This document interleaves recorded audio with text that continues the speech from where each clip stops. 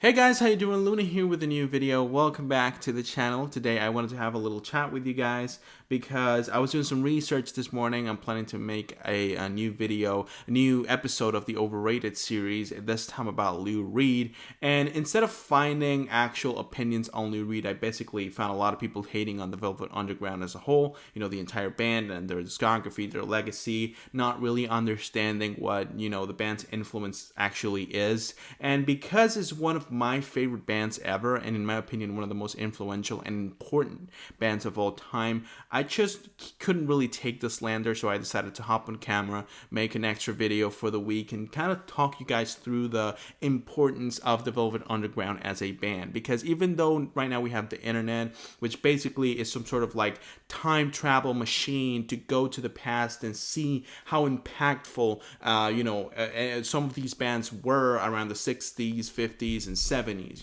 the age or the decades where music was changing from something that was just entertainment basically to a deeper and more complicated form of expression that branched out into a lot of different genres and subgenres and, languages and so on and so forth. Like music prior to this music, revolution that happened in the 60s and the 70s was very simple and very monotone. Like you had certain trends that were kind of like the leading in terms of sales and in terms of marketing, and that's kind of like what the entirety of the radio play was about. That was until the 60s, where genres like folk, rock, and blues kind of like branched out into a lot of different styles of music. And the Velvet Underground is one of the most important bands in this entire revolution. But to understand the true essence of the band and exactly what they did with music, we sort of had to understand what the band was all about. And for that, we have two protagonists, two people that basically carried and were in charge of the entire sound of the band. That will be John Cale and Lou Reed. And the reason why I say this is because in terms of songwriting and composing, these two were the leading force of the band. Basically, the entirety of the band's musical shape was shaped by these two people, especially Lou Reed with the songwriting and lyrics, and John Cale with the instrumentation and all the drone sounds that the band was experimenting with in albums like Velvet Underground and Nico and White Light, White Heat. So what exactly is it about the band's sound that was so influential and so impactful? Well, it was basically the unconventional nature and how weird the entirety of the album sounded. Because yes, you had other bands trying to do the same thing, trying to go for a more raw, distorted, and heavier version of rock. The Who, for example, the Rolling Stones. You have people like Jimi Hendrix as well, modifying rock music into something more complex and more focused in, expression rather than making a conventional or a pretty melody. However, all the other bands, even though they're still groundbreaking and cutting edge and were making some really unique music, none of them came close to the unapologetic nature of a Velvet Underground song. Obviously, if you jump into an album like Velvet Underground and Nico, you can see songs like Sunday Morning and think there's nothing that deep about that song. But as soon as you go into songs like the Black Angels Death Song, European Sun, Venus in Furs, Heroin, All Tomorrow's Parties, you can start to see how many different styles of music the band covered, even though they all, kind of connect pretty well inside their debut album. Part of this was because they were kind of like grandfathered by Andy Warhol, which gave them creative freedom, something that other bands didn't really have. It was really complicated for music labels to allow the artist to release such strange pieces of music. However, because all these labels knew that Andy Warhol's work was basically defined by being complex and, abstract and avant-garde in some way, they allowed the Velvet Underground to have full freedom in the studio, and that resulted into the Velvet Underground and Nico. However, this album had the input of Nico, which was a German-born actress. She had a beautiful voice that gave the album the softness it needed, but it was also slightly dark, which made the cuts, even though beautiful, depressing as well. Along with the help of Lou Reed writing the music and John Cale creating the atmosphere atmosphere Nico needed to perform in. You have one of the greatest albums ever made in the Velvet Underground and Nico, released in 1967. However, the band didn't really stop with the Velvet Underground and Nico, because after they dropped both Andy Warhol and Nico, they decided to go for their most ugly and just overall overwhelming album ever with White Light, White Heat, released in 1968. Now, this is the point where the band starts to, starting to split, because John Cale basically wanted to continue down the path of experimental rock music, avant-garde and drone sounds, and Lou Reed was trying to do a little more commercially acceptable songs, and you can see that in the track Stephanie Says, which was actually left off the album because it didn't really match the energy of the record itself, because White Light, White Heat is one of the most anti-beauty albums ever made, as John Cale said himself. This record is basically trying to deny every inch of beauty found in a melody. It's trying to graph something that basically shaped the story of, the early years of music, and especially the early years of rock and roll, and destroy it, trying to push it to the ground, even though a lot of people say that this album actually revamped rock music and turned it into something else that, allowed the genre to continue, which is punk rock and, a lot of different styles of rock music that rely on the distorted and hard-hitting guitar sounds that were showcased on this album. This record doesn't really feel like that, and I don't really agree with that quote. I think that this record is basically denying rock music, not allowing every single element of the genre to shine, because it's all clouded in this wall of sound that it's mostly formed by drone sounds and white noise and vocals that you can't really tell what they're saying. It's just a mess of an album, but inside its mess you can find a legacy, you can find a story, you can find a story of creative freedom, first and foremost, of someone not really being afraid to craft whatever it is they wanted to craft, even if it was completely against everything the band's fans, the band's label, and even the band's producer wanted them to do. And if you actually focus on what this album meant and what was going on when this album, was released, I feel like you can find the beauty in the ugliness of the album. The record, it just feels like the total obliteration of what rock is,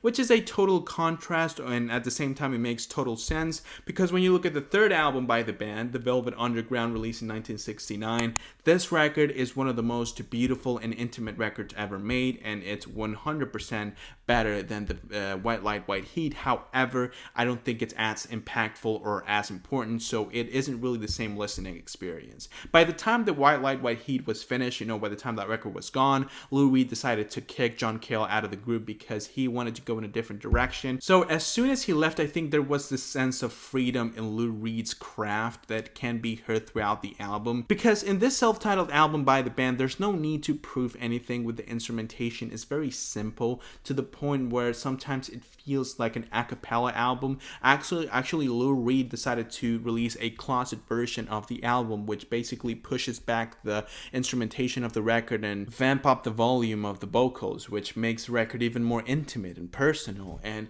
it's in this intimacy that the record offers that you can find the true beauty of Lou Reed's songwriting abilities. First of all, you have Jules, which was a new addition to the band to replace John Cale, which was basically half of the band's instrumentation power. He's the one playing in the opening song of the album, Candy Says, which is one of the most beautiful songs by the band. You have Tucker performing as well in the last track of the album, After Hours, and even though these performances are not really that prolific, I think that they clearly don't really know how to sing that well. I feel like it matches the intimacy of the album. I've said it multiple times how when sometimes when the performance isn't really all that polished and isn't all that perfect, I think there's beauty in it because you can find vulnerability in the imperfection of the performance, which is basically the entire deal with this album. You have Pale Blue Eyes, Jesus, I'm Set Free, which are some of the best compositions that Lou Reed did with the Velvet Underground. However, this album doesn't really shy away from experimentation, because this record has the track The Murder Mystery, which makes you go back to the band's most experimental works in the first two albums. And even though this record is 1,000 times more enjoyable than White Light, White Heat, as I said a few minutes ago, I don't think it's as important, because this album didn't really start anything. It wasn't anything new. It was just basically the band trying to go for something more sonically acceptable, and even though that was the case, the album didn't really do that well in terms of sales either. This led to Lou Reed trying to do something even more commercial with the album Loaded, who has songs like Who Loves the Sun, Sweet Jane, Rock and Roll, and this are some of his most popular tracks, that is true, but still it didn't enjoy the same level of attention as other contemporaries at the time, like Led Zeppelin or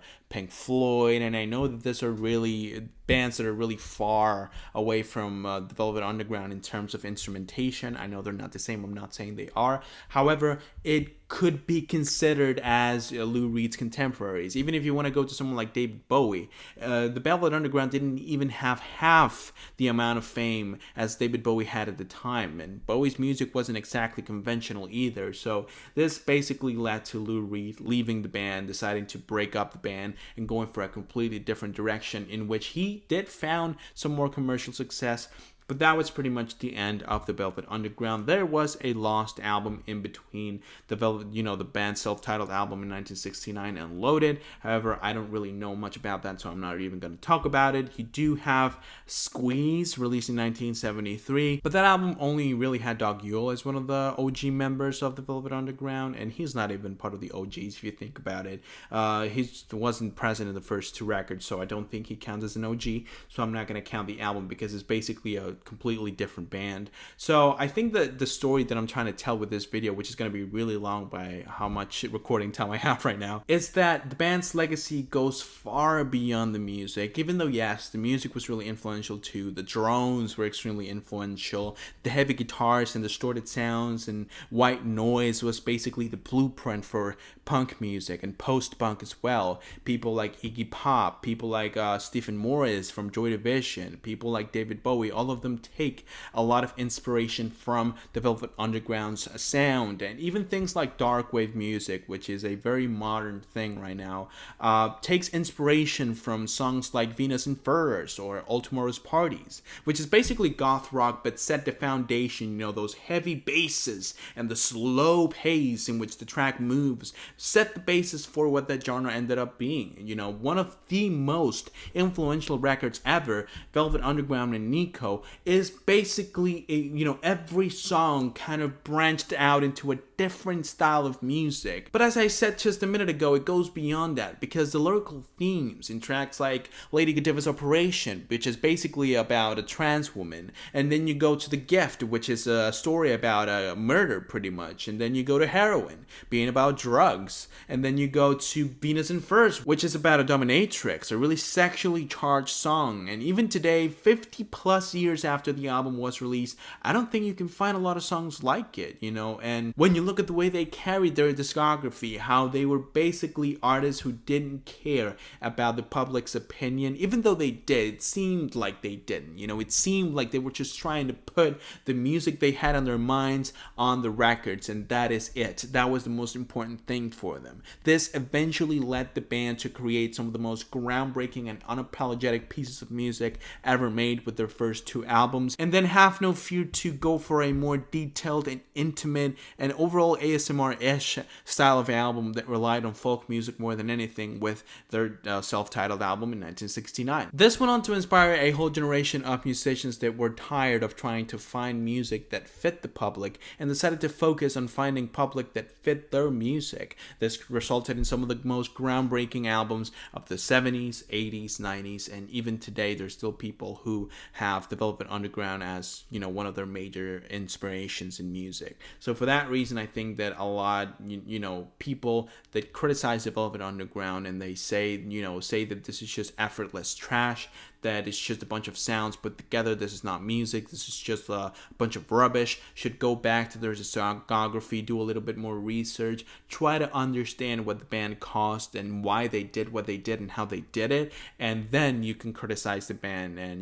the sound that they were trying to make in those early albums. In my opinion, the Velvet Underground is one of the most interesting musical acts ever. I invite everyone who just enjoy their music and doesn't really know much about their story to take a deep dive in the band's lore, because when you do so, you can sort of understand the band's progression and why everything played out as it did, and it makes the music 10 times better. So please take my recommendation and read a little into the band's story, because honestly it's really, really interesting. However, this is only my personal opinion. I want to know what you guys think about the Velvet Underground, about John Cale, about Lou Reed, about Nico. I want to know what you guys think about this entire music movement surrounding the Velvet Underground. So please go ahead and leave your input down below in the comments so I can check it out and give you my opinion on your opinion. That'll be it for today's video. I really hope that you guys enjoyed. If you did, go ahead and leave a like on the video and subscribe to the channel so you don't miss any other videos that I upload.